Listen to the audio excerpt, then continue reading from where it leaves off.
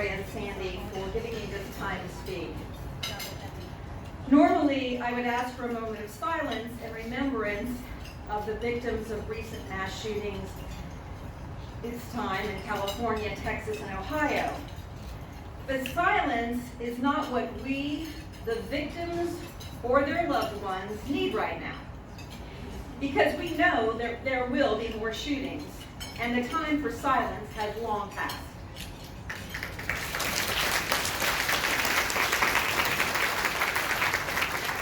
The League of Women Voters was founded on voting rights, and over the years we have branched out to work on many issues, gun violence prevention being one of them. We support responsible gun ownership, universal background checks, waiting periods, a ban on semi-automatic assault weapons and large capacity magazines, and there are petitions circulating today to ban those assault rifles.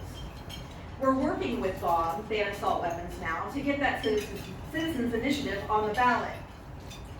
Experts will tell you that mass shootings have been on the rise since June 17, 2015, the evening a young white supremacist murdered 9 people in a historic African-American church in Charleston, South Carolina.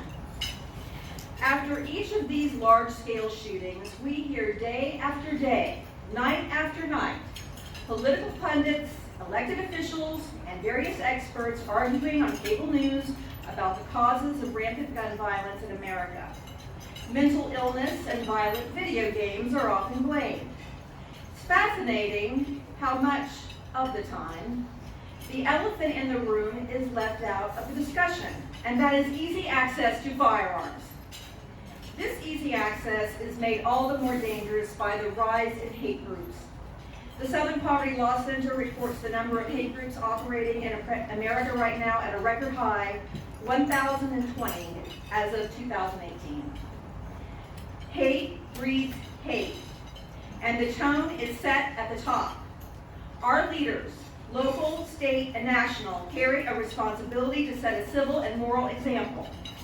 Yet, how is it civil when our nation's president, while on a recent visit to Florida's Panhandle, turns a supporter's comment about shooting asylum seekers at the border into a punchline?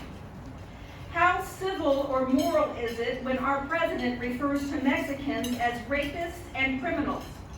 When our president gives a thumbs up while posing for a picture with a baby orphan due to the mass shooting in El Paso? One where the alleged shooter made it clear in his manifesto that he wanted to kill Mexicans. When our president and his enablers routinely denigrate and dehumanize certain communities, he gives permission to white supremacists to commit horrific violence. Violence that is at a level unprecedented in more than 20 years. None of this is acceptable, none of this is normal, or should it become normal. All of us have a duty to protect our democracy in the face of hate and white supremacy, in the face of rampant gun violence. Yes, in the face of rampant gun violence, which makes it all the more possible for these haters to get a gun. We call on our mayors, state attorneys general, and other local officials to continue to speak out as white supremacists commit acts of violence in local communities, to mobilize and promote bipartisan reform of gun laws. There is no time to waste. The League of Women Voters is a political organization. Yes, we are nonpartisan. There are reasons for that. But political parties change. What doesn't change is the commitment to protecting the democracy of the United States. This goes above party. This goes to the very core of being an American. Thank you.